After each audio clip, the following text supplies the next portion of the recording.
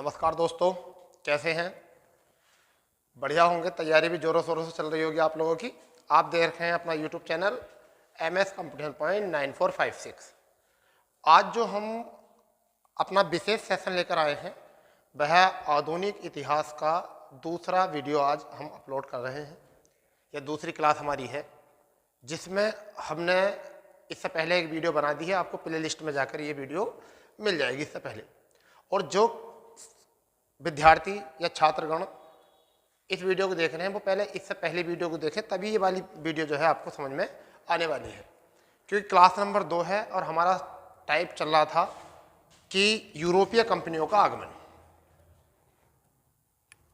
यूरोपीय कंपनियों का आगमन ये चल रहा था, जिसमें हमने अभी तक जो सीखा यूरोपीय कंपनियों के आगमन में, वो हमने देखा कि सबसे पहले जो आपके आए थे वो पुर्तगाली आए थे। और देखिए ये भी पक्का है कि पुर्तगाली जाने वाले भारत से बहुत सबसे बाद में है। ठीक, उसमें बताएंगे। इससे बाद में जो आए, अगर आने की बात करें तो डच लोग आए। ठीक, और तीसरे नंबर पर डच या होलैंड बोल सकते हैं, होलैंड वाले बोल सकते हैं। और तीसरे जो यहाँ से आए वो आए अंग्रेज, अंग्रेज यहाँ पर आए। और चौथे नंबर पर वैसे तो डेनिस आए थे, डेनिस आए थे। और पांचवें नंबर पर हम फ्रांसीसी, फ्रांसीसी या फ्रेंच हम इसको बोल सकते हैं। तो अभी तक ये कंपनियां आई थी। ठीक है, पहले नंबर पर पुर्तगाली आई थी, डच आए थे और अंग्रेज और डेनिस और फ्रांसीसी। इससे पहली वीडियो में हमने पूरी पृष्ठभूमि बता दी थी कि ऐसा क्या घटना घटी थी कि हमारे व्यापार जो थे बहुत समय पहले से चल रहे थे। भारत से मध्यकालीन से, प्राचीन काल से ही हमारे यहाँ व्यापार स्थलीय मार्ग पर चल रहे थे। परंतु एक स्थिति ऐसी पैदा हुई कि जो अस्तुनतुनिया वाला, कस्तुनतुनिया अस्तुनतुनिया दोनों एक ही बोल देते हैं, जो भी अस्तुनतुनिया वाला मार्ग था वो क्या हुआ कि वो किसी कारण अवरुद्ध हो गया। वो कारण हमने पहली वीडियो में बता दिया है। कारण क्या था वो समझिए। वह कारण ये था कि उस्मानिया सल्तनत ने 1453 ईस्वी में कस्तुनतुनिया पर अधिकार कर लिया था, जबकि तुर्कों ने उस पर अधिकार करके अब उन पर जितने भी यूरोप के लोग थे, व्यापार करने वाले लोग थे, अब उनको ज़्यादा भुगतान करना पड़ रहा था, सीमा शुल्क। तो उन्होंने, यूरोप पुनर्जागरण की तरफ चल रहा था तो वहाँ भी खोजों की मांग बढ़ रही थी, भौगोलिक खोज हमें करनी है। ठीक, और इन्हीं खोजों को चलते चलते जो है ये कंपनियों का आगमन भारत में होना शुरू हो गया था। तो पुर्तगाली लोगों की अगर हम बात करें तो कैप ऑफ गुड होप से आए थे ये। ठीक, पुर्तगालियों की तरफ से 1498 की बात यहाँ पर हुई थी, 1498 में यहाँ से आए थे। जबकि पुर्तगालियों में भी ये कहाँ से आए थे? पुर्तगाल से। इससे पहले एक स्पेन का निवासी निकला था जिसे हम कहते हैं कोलंबस।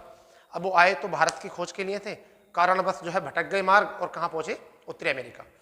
इसी क्रम को हम आगे बढ़ाते हुए हमने पुर्तगाली पढ़ लिया है। हमने पहली वीडियो में इससे पुर्तगाल पढ़ लिया कि पुर्तगाली क्या होता है, डच हमने पढ़ ली है। अब आज जो हमारा जो वीडियो है वो किस पर है? वो आज अंग्रेजी कंपनियों का है, जिसे हम ईस्ट इंडिया कंपनी के नाम से भी जानते हैं। ईस्ट इंडिया कंपनी, पहले तो इसका नाम समझिए क्या है। East India company. तो पहले इसी नाम को लेकर ना हम चर्चा करते हैं। ईस्ट इंडिया कंपनी, ईस्ट माने क्या होता? पूर्व, और इंडिया मतलब पूर्वी इंडिया, और कंपनी आप समझ तो फैक्ट्री हो गई यहाँ से। ठीक है, समूह, कमेटी। तो यहाँ से पूर्वी इंडिया, यानी कि पूर्वी इंडिया में ईस्ट इंडिया बोलते हैं इसको। पूर्वी इंडिया हमारी कौन सी थी? पूर्वी इंडिया की अगर हम बात करें तो एक आपका पूर्वी घाट होता है, एक पश्चिमी घाट। तो सुमात्रा और नागालैंड, सॉरी सुमात्रा और इंडोनेशिया वाला जो क्षेत्र था वो हमारे इंडिया के पूर्व में आता है। तो ऐसा मान के चलिए पूर्वी एशिया में ये लोग व्यापार के लिए आए थे। चलिए, तो आज जो हम शुरू करते हैं इन्हीं क्रम को आगे बढ़ाते हुए आज देखते हैं अंग्रेजी कंपनियों का आगमन, यानी कि अंग्रेज जो भारत में आए। आज जो हमारा सेशन दूसरा है, इसका पहला सेशन को आप लोगों ने बहुत प्यार दिया है। ठीक, चलिए आज हम देखते हैं अंग्रेजी कंपनी। अंग्रेजी कंपनी देखते हैं। और अंग्रेजी कंपनी में इस कंपनी का नाम जो पड़ा था वो east India, east India company नाम पड़ा था।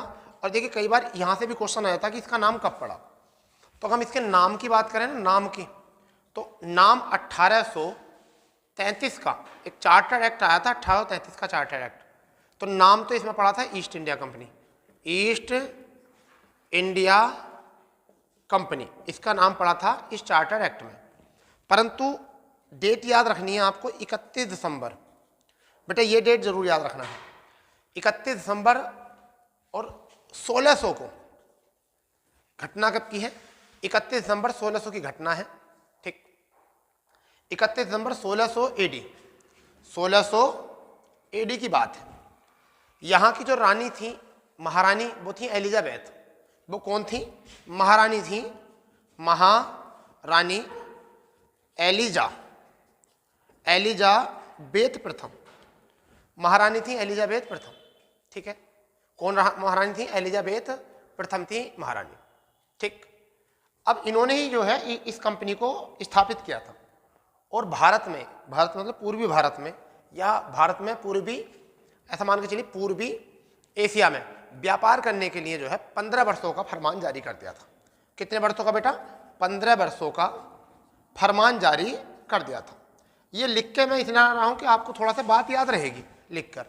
तो 15 वर्षों का फरमान जारी हो मतलब 1600 से 1615 तक भारत में व्यापार किया जा सकता है, ऐसा फरमान बनाकर उन्होंने भारत में एक अंग्रेजी कंपनी यहां भेज दी। चलिए, हुआ क्या? इससे आगे घटना क्या घटी? कंडीशन ये घटी, 1603 की घटना आई। 1600 के बाद में 1603 घटना आएगी। क्या आएगी भैया? 1603 घटना की घटेगी, 1603। अब 1603 की घटना ऐसी क्या है, इसको थोड़ा सा ध्यान में रखेंगे। 1603 में जो है महारानी एलिजाबेथ की जो है मृत्यु हो गई है 1603 में। अब जो 1603 में इनकी मृत्यु हो गई है, तो अब क्या करें? अब 1603 में अगर मृत्यु होगी तो अब तो नया राजा बनेगा भाई। जब 1603 में अगर मृत्यु हो जाएगी तो नया राजा बनेगा। अब इनकी क्या होगी मृत्यु, ये आपको याद होनी चाहिए। और 1603 के बाद में एक राजा बने जिनका नाम था आपका जेम्स प्रथम। कौन राजा बने? यहां पर 1603 में एक राजा बने जिन्हें हम कह सकते हैं जेम्स प्रथम।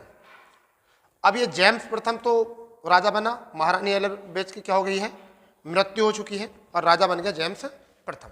बहुत अच्छी बात है। अब जेम्स प्रथम ने अपना एक दूत भेजा, कैप्टन हॉकिंस। अब आपको यह भी देखना है कि यहां पर ब्रिटेन में महारानी एलिजाबेथ की मृत्यु हो गई 1603 में, और भारत में मध्यकालीन भारत के राजा अकबर का टाइम चल रहा था। जबकि इसी बीच में 1603 में जेम्स प्रथम ने अपना एक दूत भेजा कि आप जाइए व्यापार के लिए, क्योंकि वहां पर क्या था, वहां पर राजा से परमिशन लेनी पड़ रही थी इंडिया में अपना व्यापार करने के लिए। तो उन्होंने कहा कि अपना एक दूत भेजिए कंपनी अपनी स्थापित करने के लिए। अब वहां जब पहुंचे कैप्टन हॉकिंस पहुंचे। कैप्टन जब हॉकिंस वहां पहुंचे तो उन्होंने क्या देखा कि 1605 में वहां पर एक राजा थे जिसका नाम सुना होगा अकबर 1605 में इनकी हो गई मृत्यु। क्या हो गई अब इनकी मृत्यु? अब जब ये घटना घटी तो इस बात का पता जो था जेम्स प्रथम को नहीं था। तो जेम्स प्रथम अपना एक दूत 1608 में, जिसकी हम बात कर रहे हैं, जिसका नाम है कैप्टन हॉकिंस। मैं लिख रहा हूं जिससे कि आपको बातें बोर्ड पे भी दिख के याद हो जाए। तो कैप्टन हॉकिंस को भेजा गया एक फरमान लेकर व्यापार के लिए। ठीक, अब जब ये देखो, ये बात याद रखने की है, फरमान लेकर भेजा किसने? जेम्स प्रथम ने। किसने भेजा? जेम्स प्रथम ने। और किसको भेजा? कैप्टन हॉकिंस को। किसके दरबार में? मुगलों के दरबार में। और मुगलों का जो राजा था वो, उनको लग रहा था कि अकबर है, और अकबर के नाम से वो फरमान गया। किसके नाम से? अकबर के नाम से वो फरमान पहुंचा। परंतु वो पहुंचा किसके काल में? अकबर के बाद में जहांगीर। एक ट्रिक याद रख लेना आप लोग, इसको कुछ को याद नहीं रहता। बादशाह, ये वाली ट्रिक याद करो। मुगल एम्पायर याद हो गए खतरनाक वाले। ये आपका बाबर, ये आपका हुमायूं, ये आपका अकबर। हमारा तो था नहीं, तुम्हारा यही वजह मैं आपको बोल रहा हूं। और जहांगीर, शाहजहां और औरंगजेब। तो इस तरीके से ये राजा थे। तो अब बताइए, अकबर की जब मृत्यु होगी तो इसका पुत्र जहांगीर बना गद्दी पर। ठीक है, अब गद्दी पर जब पहुंचा तो किसके नाम से फरमान गया था? वो गया था अकबर के नाम से, मगर पहुंचा किसके दरबार में? जहांगीर के। अब ये जो पहुंचा तो उन्होंने सूरत, मतलब सूरत के रास्ते से लोग गए, और इन्होंने सोचा कि भाई ऐसा करते हैं, जब दिल्ली पहुँचे तो अकबर से मुलाकात हुई, और जहांगीर से मुलाकात हुई। उन्होंने कहा भाई ये फरमान क्या है ना, अकबर के नाम का है। तो वहाँ के जो शागिर्द थे उनके, उन्होंने बताया अकबर की तो मृत्यु होगी, यहाँ के राजा जहांगीर है। कह रहे कोई बात नहीं, उन्हीं के दरबार में पेश कर देते। जब उनके दरबार में पेश किया गया तो जहांगीर ने कहा चलो ठीक है। जहांगीर उस समय पे क्या काम कर रहे थे, कंपनियों को स्थापित करने के लिए अनुमोदन कर रहे थे। कंपनियों को स्थापित करने के लिए कर रहे थे, अनुमोदन कर रहे थे। तो उन्होंने क्या करा कि सूरत में उनसे पूछा कि आप कहाँ पर कंपनी स्थापित करना चाहते हो। तो उन्होंने कहा साहब सूरत में करना चाहते हैं। अब आपको सबसे पहले बात होनी चाहिए कि सूरत में क्यों करना चाहते थे। एक तो समुद्री तट थे, एरिया था, समुद्र तट एरिया था। ये कोचीन या केरल में क्यों नहीं पहुंचे अपनी फैक्ट्री स्थापित करने, क्योंकि इनसे पहले पुर्तगाली लोग और डच लोग दक्षिण भारत वाले एरिया में सारा व्यापार, मसाला उसाला सब चीज जो है यहाँ से सारे सामान को लेकर चले गए थे। तो उन्होंने सोचा कि अब जो हमारा क्षेत्र है हम व्यापार करेंगे मध्य भारत में। तो कहा ठीक है सूरत में आप एक कंपनी बताइए। अब उन्होंने कंपनी के लिए फरमान स्थापित मतलब कर दिया। अंततः क्या हुआ, आपसी कोई असमंजस रही, रंजितबाजी रही, और 1611 ईस्वी में इसको क्या कर दिया गया, इस कंपनी को बंद करना पड़ा। 1611 में कंपनी को बंद करना पड़ा। अब राजा जेम्स प्रथम को पता चला कि साहब कंपनी तो बंद कर दी है। उधर राजा ने कंपनी को अनिश्चित शासन काल करने के लिए 1609 में, अनिश्चित काल तक के लिए 1609 में जो 15 साल का फरमान था उसे करके उन 1609 में अनिश्चित समय तक के लिए व्यापार करने का अधिकार दे दिया था। अब राजा प्रथम ने, जब जेम्स प्रथम ने आगे बात कही तो इस तरह की कंडीशन बताते हैं। चलिए कुछ बातें और ऐड करते हैं इसमें, इतनी तो आपने नोट कर ली होंगी। ठीक, अब हुई कंडीशन ये कि फरमान जो पहुंचा वो कब पहुंचा। अब बेटा फरमान पहुंचा 1608 में, किसके पास, जहांगीर के। और कौन लेके पहुंचा, कैप्टन हॉकिंस। और उन्होंने क्या कर दी परमिशन, और इन्होंने 1611 में सूरत में कंपनी स्थापित कर दी। सॉरी 1608 में कर दी थी, 1611 में बंद कर दी थी। चलिए 1608 में कर दी थी, और 1611 में जो थी वो क्या हो गई थी, 1611 में हो गई वो बंद। और जब 1611 में बंद हो गई किसी कारण बस, तो इन्होंने 1611 में ही मसूलीपट्टम में, मसूलीपट्टम, कहीं कहीं इसको मूसलीपट्टम भी बोल देते हैं, मैं मसूलीपट्टम याद रखो। तो मसूलीपट्टम में जो है इन्होंने दूसरी फैक्ट्री 1611 में स्थापित कर दी। परंतु ये 1613 में पुनः स्थापित हो गई। ये जो सूरत वाली कंपनी थी ये 1613 में दोबारा से चालू कर दी। तो इतनी बात तो हमें पता होनी चाहिए, इतने इस लेवल से। अब क्या हुआ, कैप्टन हॉकिंस की बात हो गई। फिर एक और जहांगीर के दरबार में आने वाले कुछ हम दूतों की बात करेंगे। अब दूत क्या होते हैं समझ लीजिए। जब भी दो देशों के बीच में आपसे संबंध या बातचीत या अपने देश की बातों को रखने के लिए जब विदेश से आते हैं तो उनको ही हम दूत कहते हैं। ठीक है, जिन्हें आज के टाइम में आप राजदूत के नाम से सुने होंगे कि अमेरिका का राजदूत, भारत का राजदूत, इस तरीके से आपने नाम सुना होगा। तो इक्वल सिचुएशन थी। ठीक, अब दूसरी बात यहाँ पर क्या है, दूसरी बात यह है कि दूसरे जो दूत आए वो 1615 में आए। पहले जो ये क्वेश्चन बन जाता है कि जहांगीर के दरबार में पहले दूत जो आए अंग्रेजी वो कौन आए, कैप्टन हॉकिंस आए, और दूसरे जो आए 1615 में आए, जिसका नाम जो है दूसरे दूत जो है सर टॉमस रो। कौन आए, sir Thomas Roe. Sir Thomas Roe दूसरे दूत के रूप में यहाँ पर आए जहांगीर के दरबार में, दूसरे दूत। तो ये दोनों दूत आए। अब देखिए कंडीशन कहाँ से बिगड़ी है, कहाँ से कंडीशन सुधरी है, उन पर हम बात करने वाले हैं। ठीक, अब ये व्यापार करना शुरू कर दिया इन लोगों ने, और जब व्यापार चलता गया तो एक घटना घटी, बहुत ही डिफिकल्ट बात है, वो आपको समझनी पड़ेगी। ये आपने पता कर लिया होगा, भाषा वाला तरीका देख लिया होगा। अब घटना घटती है, एक कंडीशन बहुत बिकट वाली है 1632 की। याद करना आसान हो जाएगा, डेटा बहुत आती हैं इसमें। 1632 में तो याद रख लेना 16 दूनी 32। हुआ क्या इस कंडीशन में, 1632 की घटना है, कुछ घटनाओं से याद करेंगे। तो यहाँ पर गोलकुंडा, दक्षिण भारत की एक जगह है गोलकुंडा। ठीक है, गोलकुंडा दक्षिण भारत की है एक जगह, गोलकुंडा दक्षिण भारत की एक जगह है। वहां पर व्यापार करने के लिए शाही फरमान इनको दिया गया। क्या दिया गया, शाही फरमान। तो अंग्रेजों को 1632 ईस्वी में शाही फरमान को हम सुनहरा फरमान भी कहते हैं, सुनहरा फरमान।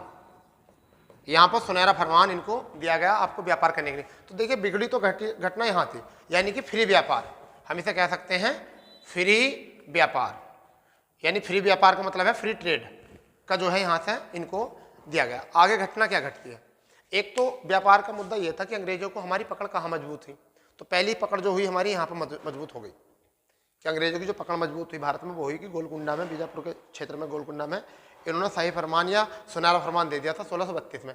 एक पकड़ तो ये मजबूत हो गई है, ठीक है। दूसरी पकड़ जो थी वो बहुत ही बढ़िया पकड़ है 1717 में। दूसरी ऐसी कोई घटना थी एक 1717 की बता देता हूँ।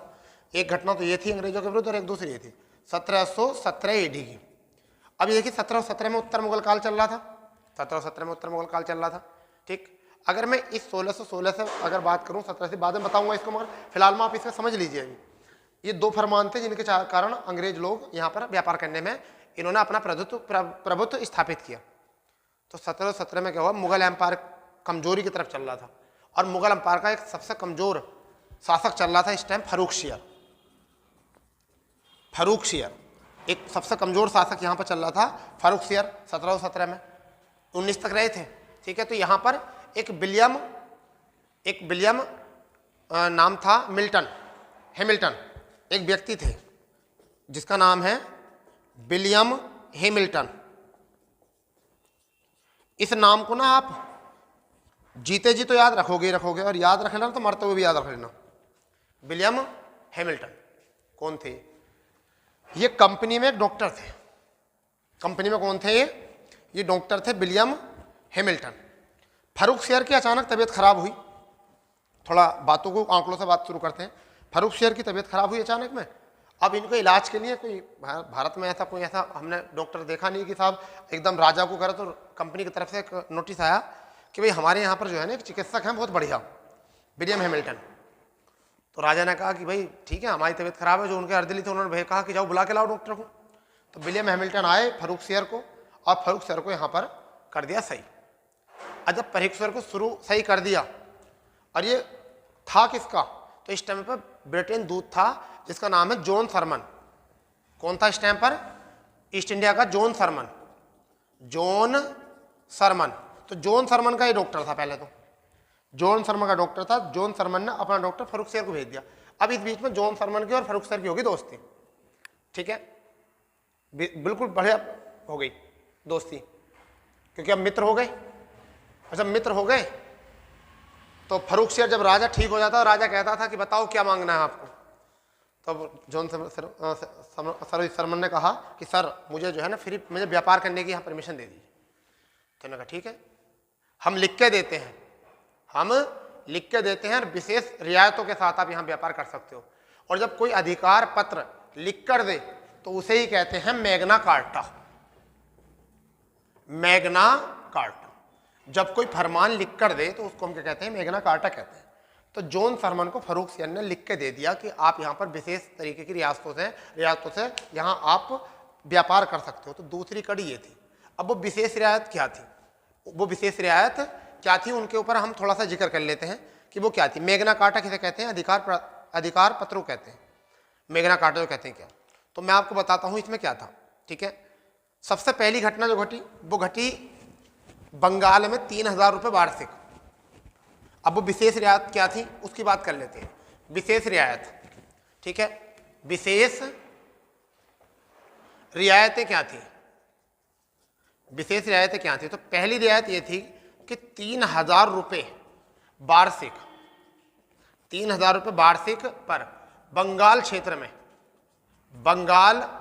में व्यापार करने का अधिकार दे दिया कि मौज करो मुक्त व्यापार, ठीक है। और दूसरी रियायत क्या थी, 10,000 रुपये वार्षिक। ये बात पता नहीं होती बच्चों को जल्दी से।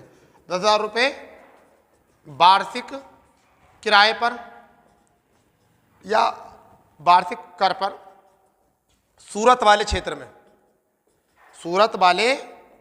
क्षेत्र में मुक्त व्यापार का अधिकार दे दिया। इतने पैसों में दे दिया यहाँ पर। और बंबई को जो है, बंबई के सिक्के, जो बंबई में सिक्के चल रहे थे, तीसरी रियायत याद रखना, जो बंबई में सिक्के चल रहे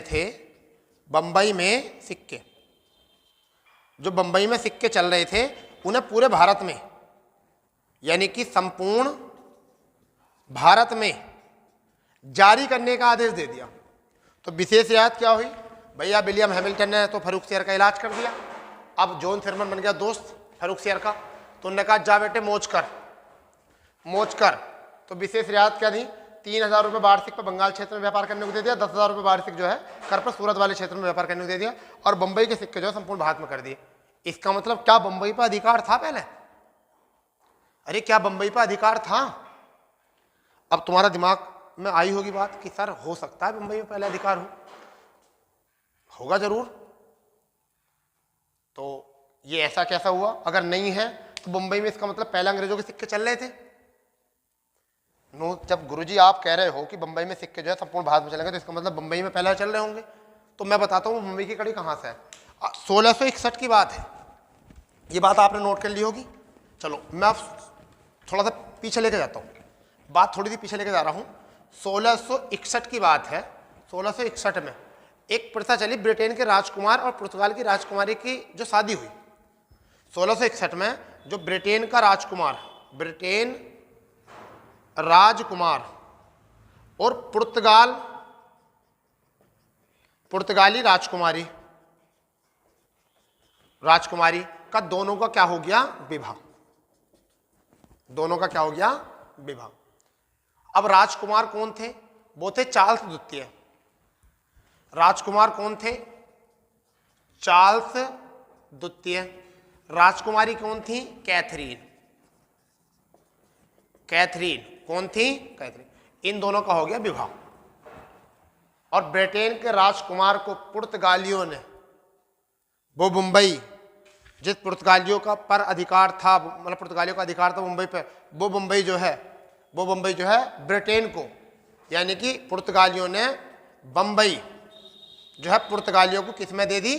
दहेज में दे दी। लो भाई, इसका मतलब पहले हमारे राज्यों को कोई भी दहेज में दे दे करता था जो जिसके अधिकार में होता था, तो दहेज में दे दी। अब ये दहेज में दे दी। इस दौरान क्या हुआ? इस दौरान की घटना ये घटी कि भाई अब होता क्या है कि जब ये आ गई बंबई किसके हाथ में? ब्रिटेन के। तो इसकी आगे घटना जो एक घटना और घटी। 1668 ईस्वी में ब्रिटेन तो देश है ना, ब्रिटेन के पास क्या है? बंबई है। और इस बंबई को ब्रिटेन ने 1668 में 10 पौंड वार्षिक किराए पर, 10 पौंड वार्षिक किराए पर कंपनी को दे दी। अगर स्टोरी टाइप पढ़ोगे ना तो आपको कभी भी दिक्कत नहीं आएगी जीएस में, याद रहेगा, अच्छे से याद रहेगा। कोई कभी भी ऐसा नहीं रहेगा कि हाँ हम परेशान हो सकते हैं, हम यहाँ परेशान हो सकते हैं, समझ गए नहीं? कभी भी ऐसा नहीं होने का, ठीक है? तो इस तरीके से हमें पता होना चाहिए इसके बारे में। एक घटना और थी 1688 में। इसके बाद 1688 में 1668 की बात हो गई थी। 1688 में क्या हुआ था?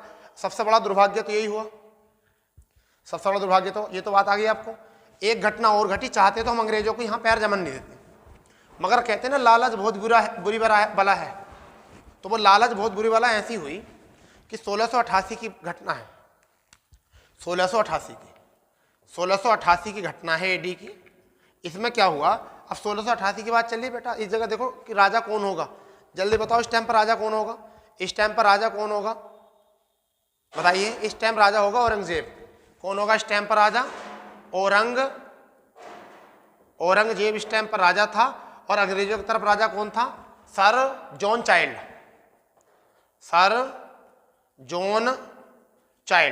लो जी, बच्चा था है। और इधर कौन था? औरंगजेब। अब अंग्रेजों ने क्या काम करा? अंग्रेजों को हुगली वाले क्षेत्र से जो है भगा दिया इन्होंने। क्या कर दिया? औरंगजेब ने जो है जॉन सर चाइल्ड को क्या है हुगली वाले क्षेत्र से क्या कर दिया? खदेड़ दिया, निकलो यहाँ से। इस वाले क्षेत्र पर अधिकार कर रहे थे, मगर क्या जो सर जॉन चाइल्ड थे ये बड़े ही मतलब दिमाग के तेज थे, बहुत दिमाग के तेज थे। और इन्होंने क्या काम करा? पराजित होती संधि कर ली। इन्होंने करी संधि कर ली। और संधि कैसा करी? 1.5 लाख रुपए का जुर्माना लगाकर, मात्र कितना? 1.5 लाख रुपए के जुर्माना लगाया इस पर किसने? औरंगजेब ने। औरंगजेब ने जुर्माना लगाया सर जॉन चाइल्ड पर 1.5 लाख रुपए का जुर्माना, और इस जुर्माने को लगाकर इनको व्यापार करने के लिए, वहां रहने के लिए परमिशन दे दी। तो गलती तो ये भी थी। तो तीन बड़ी मिस्टेक जो अंग्रेजों के पैर जमाने के लिए यहां पर थी। पहली बड़ी मिस्टेक 1632 में गोलकुंडा, जहां पर व्यापार करने का फ्री परमिशन दी। दूसरी बड़ी घटना 1688 की। 1688 की औरंगजेब ने 1.5 लाख का जुर्माना लगाकर सर जॉन चाइल्ड को यहां पर रुकने के लिए परमिशन दी। चाहते तो यहां से इस टाइम भी अंग्रेज भाग सकते थे, चले जा सकते थे, ठीक है, हम इनको खदेड़ सकते थे यहां से।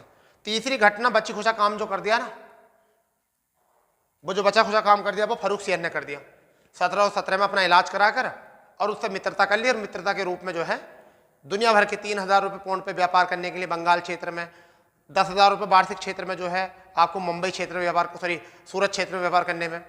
और बंबई के सिक्के जो बंबई मिल गया था 1668 में, बंबई जो मिल गया था 1668 में मिल गया था, तो उसका जो उसके सिक्के जो थे, उसके सिक्के पूरे भारत में लागू करने के लिए कर दिए।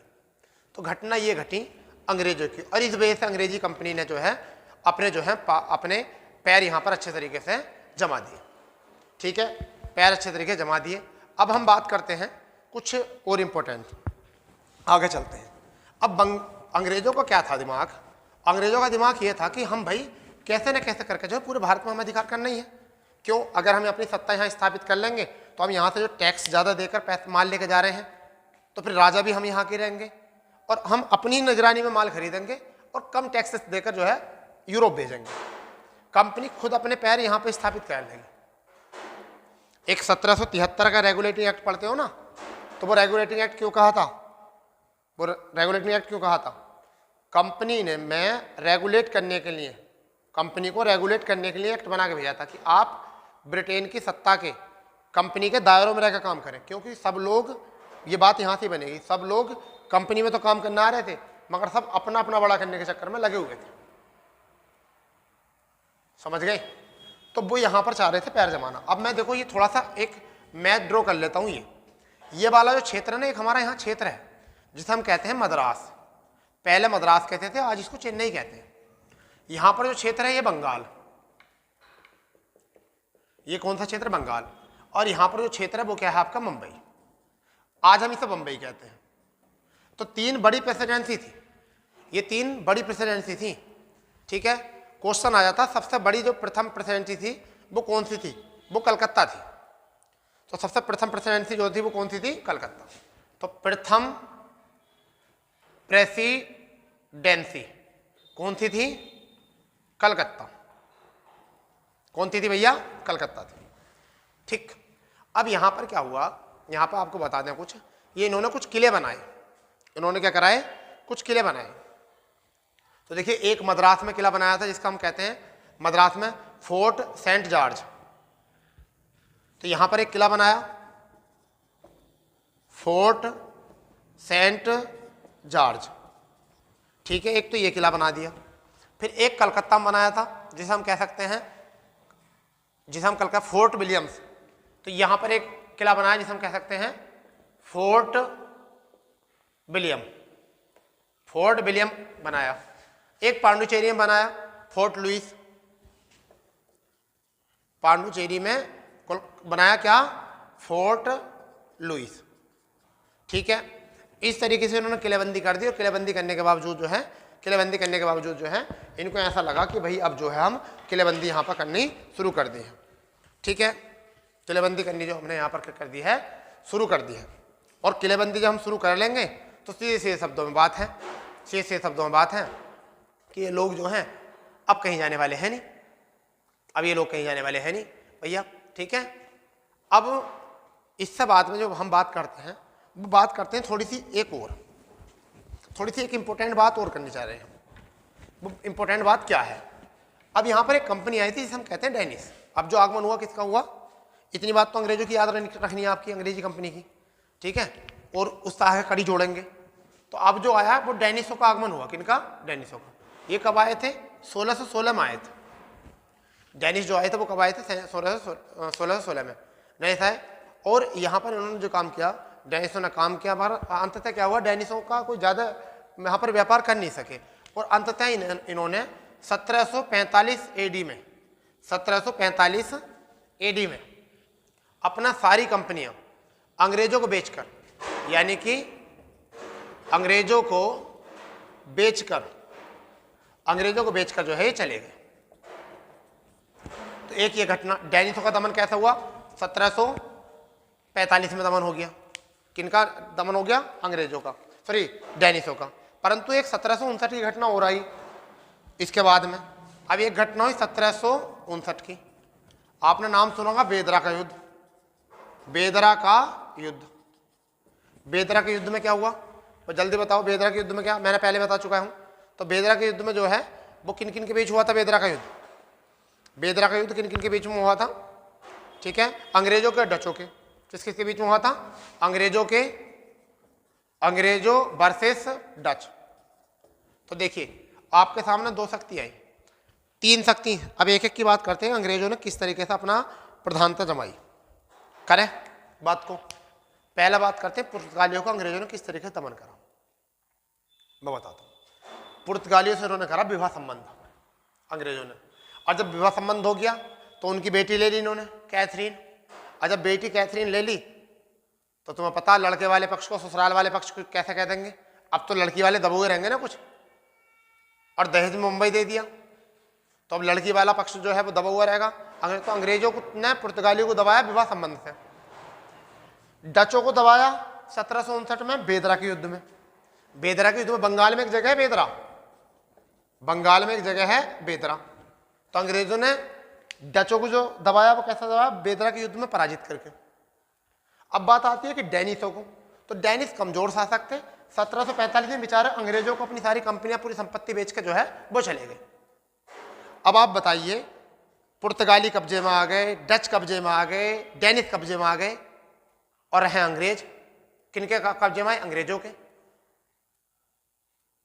अब किससे होगी इनकी बढ़त? अब होगी फ्रांसीसियों से। ठीक है, तो आगे जो हम पढ़ने वाले हैं वो पढ़ेंगे फ्रांसीसी कंपनियां। ठीक है, वो उसमें फ्रांसीसी कंपनियों को पढ़ने के लिए बहुत सारे संघर्ष हुए और बहुत सारे युद्ध हुए। हम उनको युद्धों को मैप के माध्यम से ड्रॉ करेंगे, कैसे याद रखना, किस तरीके से। ठीक है, उसके लिए हम इसका नेक्स्ट वीडियो बनाएंगे, नेक्स्ट क्लास बनाएंगे। ठीक है, परंतु उससे पहले कुछ नोट इन पॉइंटों को भी आपको नोट करना है, कुछ नोट पॉइंटों को नोट करना है जिन्हें हम, देखिए पहली बात तो है कि हम फ्रांसीसी जब युद्ध फ्रांसीसी के सब अंग्रेजों के साथ पढ़ेंगे तो फ्रांसीसियों से लास्ट बढ़त होगी इनकी, जो इनकी सत्ता को और भी ज़्यादा स्थापित करने के लिए महत्व देंगे, और उन्हें हम कुछ संघर्षों के रूप में जानेंगे जो भारत में हम कर्नाटक युद्ध के नाम से जानते हैं। तो 3 कर्नाटक युद्ध हुए थे, तो वो कर्नाटक युद्धों के रूप में हम पढ़ेंगे उनको, फ्रांसीसी कंपनी को। मगर उससे पहले आपको जो है ना कुछ नोट पॉइंट याद रखने हैं जो आपको वनडे एग्जाम में आए थे। चलो मैं बोर्ड पे लिख देता हूँ उन नोट पॉइंटों को, आप भी अपने नोट कॉपी पेन से अपने नोटबुक में नोट इनको कर लेना। ठीक है, अब जो कंपनी आएगी वो कौन सी आएगी? फ्रांसीसी कंपनी। तो भारत में आने वाला प्रथम पुर्तगाली, पहला तो ये भारत में आने वाला प्रथम पुर्तगाली, बताइए कौन था? आपको पता होना चाहिए, Vasco D gamma. Vasco D gamma, तो पहला पॉइंट ये बन गया। दूसरे पॉइंट की बात करें, द्वितीय कौन आया था? अगर दूसरे पॉइंट की बात करें तो भारत में आने वाला द्वितीय, पहला तो सभी याद रख लें, द्वितीय पुर्तगाली कौन आया था? द्वितीय पुर्तगाली कौन आया था? तो कैब्राल आया था। कौन आया था? कैब्राल। कौन आया था भैया? कैब्राल आया था। तीसरे व्यक्ति अगर हम बात करें तो भारत में प्रथम वायसराय कौन आया?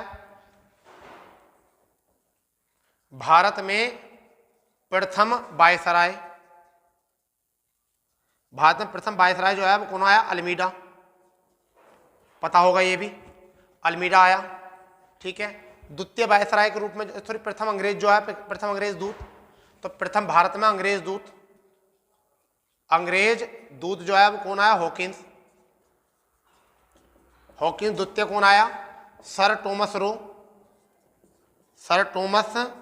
रो आए। ठीक है, ये भी पता होना चाहिए। नेक्स्ट पॉइंट जो है बंबई का संस्थापक, तो ये तो आ गए यहां से, बहुत इंपॉर्टेंट है। अब बंबई का संस्थापक, ये क्वेश्चन पूछा जाता है, बंबई का संस्थापक कौन था? बंबई का संस्थापक कौन था? तो गेराल्ड अग्नियर। तो कौन थे? गेराल्ड अनगियर। बंबई के संस्थापक। कलकत्ता के संस्थापक जॉन चार्बक। कलकत्ता के संस्थापक कौन थे? जॉन चार्बक। ये संस्थापक का मतलब क्या है? आधुनिकीकरण किया था इन्होंने, ठीक है, अपनी निगरानी में। पांडिचेरी के मद्रास के संस्थापक फ्रांसीसी डे। मद्रास के संस्थापक कौन थे? फ्रांसीसी डे। तो तीन तो याद रखना, तीन ही प्रेसिडेंसी थी, Mumbai presidency, Calcutta presidency, Madras presidency. तो कलकत्ता के संस्थापक कौन थे? जॉन चार्बक। मद्रास के कौन थे? फ्रांसीसी डे। मुंबई के संस्थापक कौन थे? गेराल्ड। गेराल्ड याद रख लेना भाई, ठीक है। फोर्ट विलियम के प्रथम प्रेसिडेंट, फोर्ट विलियम के प्रथम प्रेसिडेंट कौन थे? ये भी आपको पता होना चाहिए। तो कौन थे? Charles Eyre. कौन थे? चार्ल्स आयर। चार्ल्स आयर थे। एक बात ये याद रखना आपको, एक और याद रखनी है, पांडिचेरी के प्रथम फ्रांसीसी गवर्नर कौन थे? पांडिचेरी के प्रथम फ्रांसीसी गवर्नर, पांडिचेरी के प्रथम फ्रांसीसी गवर्नर, पांडिचेरी के प्रथम फ्रांसीसी गवर्नर, फ्रांसीसी गवर्नर कौन थे? तो फ्रैंको। कौन थे भैया? Franco Martin. कौन थे बेटा? Franco Martin. मैं बोल भी रहा हूं आपको, अगर स्पष्ट नहीं दिख रहा हो तो फ्रैंको मार्टिन थे। तो ये थी कुछ इसकी विशेष बातें जो आपको वन लाइनर में याद रखनी है। पांडिचेरी के प्रथम, एक बार देखें, भारत में आने वाला प्रथम पुर्तगाली वास्को डी गामा। भारत में आने वाला द्वितीय कौन था? कैब्राल। भारत के प्रथम वायसराय अल्मीडा। प्रथम राजदूत हॉकिंस और द्वितीय कौन थे? Sir Thomas Roe. द्वितीय कौन थे? Sir Thomas Roe. बम्बई के संस्थापक कौन थे? गेराल्ड ऑगनियर। कलकत्ता के संस्थापक कौन थे? जॉन चार्बक। मद्रास के संस्थापक कौन थे? फ्रांसीसी डे, ठीक है। और फोर्ट विलियम के संस्थापक कौन थे? प्रथम प्रेसिडेंट कौन थे? Charles Eyre. और पांडिचेरी में प्रथम फ्रांसीसी गवर्नर कौन थे? Franco Martin. तो इस तरीके से हमने अभी तक जो सीखा है, पुर्तगाली कंपनी देख ली है, हमने डच कंपनी देखी है, अंग्रेजी कंपनी देखनी है, और आपके डेनिश कंपनियों को देख लिया कि किस तरीके से पतन करके अंग्रेज आगे बढ़ रहे थे। इसी क्रम को आगे बढ़ने के लिए आगे फ्रांसीसी कंपनियां आती हैं, और फ्रांसीसी कंपनियों का जो आगमन होता है उसके साथ अंग्रेजों की किस तरीके से बढ़त होती है, अंग्रेजों की किस तरीके से बढ़त होती है, और किस तरीके से अंग्रेजों ने उनको भी परास्त करके भारत में अपनी सत्ता स्थापित करी, और इसी चीज़ की जानकारी के लिए किस तरीके से अपने पैर जमाए, और अंत तक वो पैर कब तक जमाए? 1947 तक जमाए, और इतने लंबे समय तक शासन किया, इतने लंबे समय तक शासन किया। इसकी जानकारी के लिए हमारी इस सीरीज के साथ जुड़े रहिए आप लोग, क्योंकि हमारी प्रत्येक वीडियो हम लगातार इसमें बना रहे हैं, और आपको ये सीरीज पूरी होगी, और इसके आधुनिक इतिहास की वीडियो लगातार आपको आते रहेंगे। तो दोस्तों, अगर आपको ऐसा लग रहा है कि हम डाटा बहुत अच्छा दे रहे हैं, तो आप हमारे चैनल को सब्सक्राइब करें और दोस्तों में ज़्यादा ज़्यादा शेयर करें, ठीक है, क्योंकि हम आपको देखना चाहते हैं अधिकारी बनता हुआ, ठीक है। तो जय हिंद, जय भारत।